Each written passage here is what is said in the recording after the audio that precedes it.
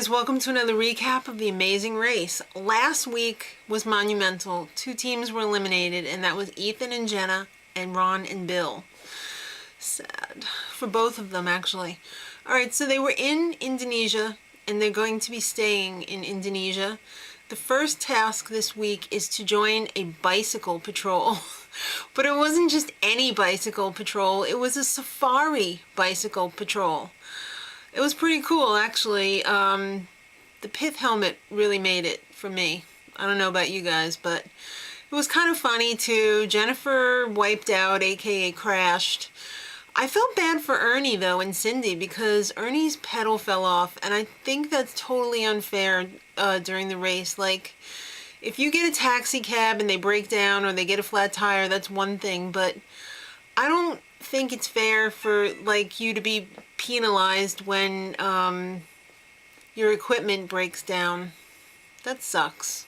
Actually, I do think it's unfair if you get a flat tire, but I mean, if you do something that causes a mistake, like I remember one time on the race, somebody put like the wrong gasoline in the car, like they used diesel instead of regular gasoline or vice versa.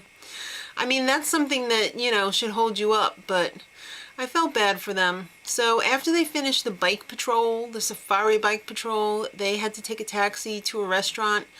The task had nothing to do with the restaurant. That was probably like the only recognizable thing around because it was either a rice field or grass-fed.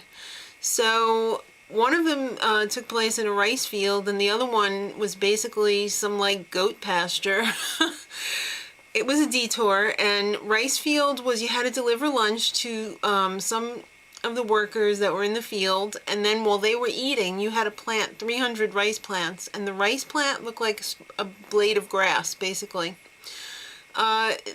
Nobody really chose that, only a couple people. But grass-fed, you had to gather up 2 bags of grass, 2 sheep which did not want to cooperate, and you had to fill a water trough with 6 buckets of water. So everybody was pretty much wiping out in the rice field because you had to run through the rice field even to get to the grass-fed challenge. Kathy really was wiping out badly. And you know what? She's a senior citizen. She better watch out that she doesn't break a hip because that's totally possible. The whole time I was like, oh my God, she's going to need hip replacement after this.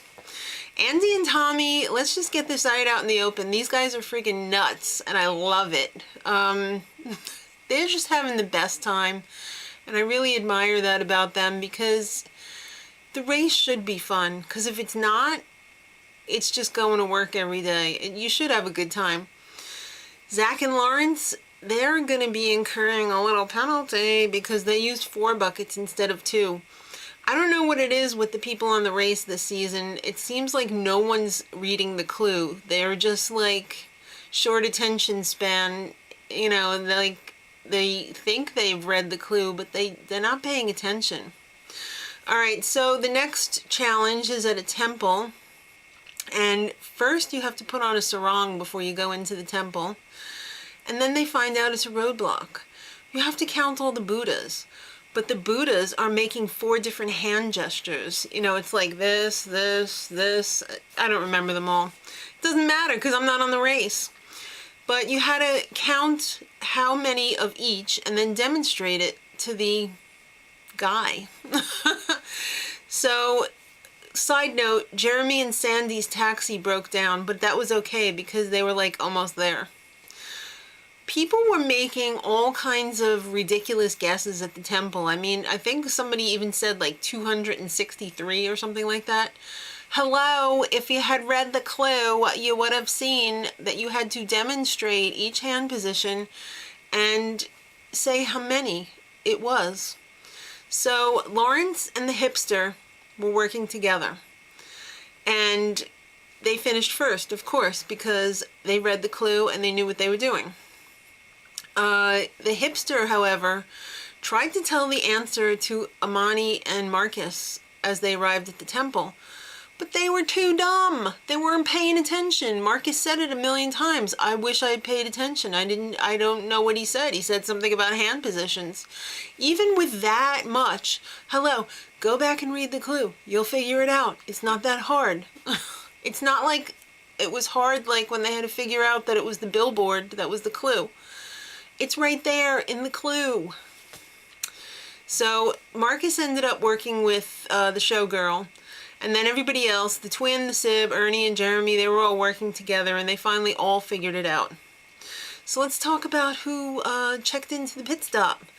Lawrence and Zach checked in first, but only by a little bit. But they got a 15-minute penalty because of the extra buckets. So Andy and Tommy really ended up in first place, even though they checked in second. And they won a trip for two to Dubai.